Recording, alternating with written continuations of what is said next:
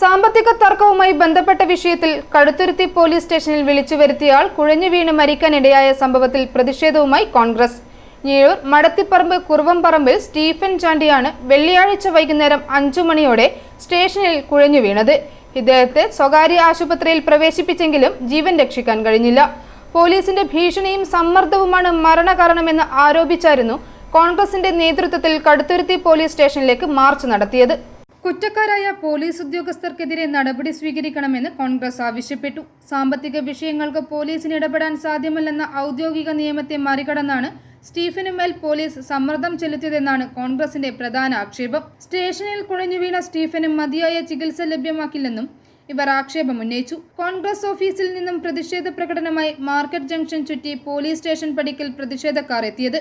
സ്റ്റേഷന് 100 metre മാറി റോഡിൽ police barricade വെച്ച് മാർച്ച് തടഞ്ഞു. തുടർന്ന് പ്രതിഷേധക്കാർ പോലീസിനെതിരെ മുദ്രാവാക്യ വിളികൾ ഉയർത്തി ബാരിക്കേഡ് മറികടക്കാൻ ശ്രമിച്ചത് നേരിയ സംഘർഷത്തിനിടയാക്കി.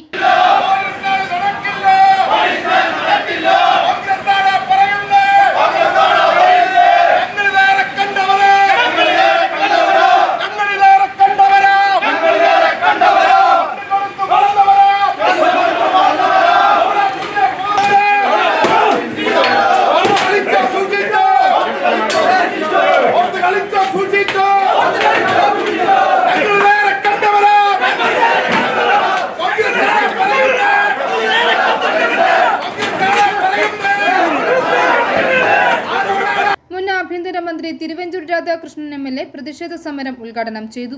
DGP അയച്ചിരിക്കുന്ന സർക്കുലർ നടത്താൻ ഈ പണമിടപാട് കേസിനകത്ത് പോലീസ് ഇടപെടേണ്ട എന്ന് തന്നെയാണ്.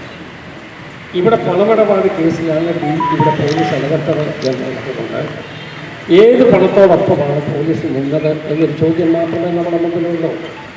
കൊടുത്തവൻ്റെ പണത്തിനാണോ കിട്ടേണ്ടവൻ്റെ പണത്തിനാണോ ഏതെങ്കിലും ഒരു പണത്തിനോടൊപ്പമാണ് നിന്നത് എന്നുള്ളത് യാഥാർത്ഥ്യമാണ്.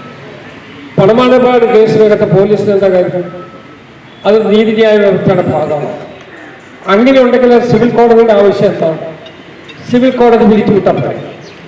അപ്പോൾ ഒരു ന്യായമായും ഒരു നീതിന്യായ കോടതി പോകേണ്ട ഒരു കേസ് അവിടെ വിടാതെ വളഞ്ഞ വഴിയിലൂടെ അത് പോലീസ് സ്റ്റേഷനിലേക്ക് കൊണ്ടുവന്ന് പോലീസിൽ വന്നിട്ടോ വരട്ടും കാശ് മേടിച്ചു കൊടുക്കലും അതെന്ത് പോലീസിൻ്റെ? അങ്ങനെ പോലീസിന് ചെയ്യാൻ പറ്റുമോ? അത് നിയമം അനുവദിക്കുന്നുള്ളൂ. അങ്ങനെ ചെയ്തിട്ടുള്ള പോലീസ് ഉദ്യോഗസ്ഥന്മാരെ സർവീസിൽ നിന്ന് മാറ്റണമെന്ന് പഴയ DGPയുടെ സർക്കുലർ ഉള്ളത് ഞാൻ ഓർക്കുകയാണ്. DCC പ്രസിഡന്റ് നാട്ടകം സുരേഷ് മുഖ്യപ്രഭാഷണം നടത്തി. ഒരു പരാതിയുടെ അടിസ്ഥാനത്തിൽ ചോദ്യം ചെയ്യുന്നതിന് വേണ്ടിയിട്ട് വിളിച്ചു വരുത്തിയ അദ്ദേഹത്തിന് വളരെ മാനസികമായി തകർക്കുന്ന രീതിയിൽ SHO പെരുമാറുകയും അദ്ദേഹത്തെ പല പ്രാവശ്യം അദ്ദേഹത്തിൻ്റെ കർണത്തിനിട്ട് അടിക്കാൻ ഓടുകയും ചെയ്യുകയുണ്ടായി. ആ സമയത്ത് അദ്ദേഹം പറഞ്ഞു, ഞാൻ ഹൃദ്രോഗിയാണ് എന്ന് പറഞ്ഞു. അടിച്ചില്ല, അടിച്ചെന്ന് ഞങ്ങൾ പറയുന്നില്ല. പോസ്റ്റ്മോർട്ടം റിപ്പോർട്ട് വരട്ടെ, ഞങ്ങൾ ആരും കണ്ടിട്ടില്ല അടിച്ചെന്നുള്ള കാര്യം. പക്ഷെ ഞങ്ങൾക്ക് അറിയുവാൻ കഴിഞ്ഞത് അദ്ദേഹത്തെ ഉപദ്രവിക്കുന്നതിന് വേണ്ടിയിട്ട് ആയിരുന്നു. അപ്പോൾ അദ്ദേഹം ഭയപ്പെടുകയാണ്, അദ്ദേഹത്തോട് അസഭ്യം പറയുന്നു, അദ്ദേഹം ഭയപ്പെടുകയാണ്.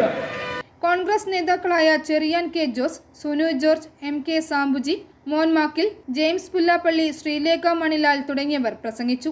i4E news, Ettumanoor.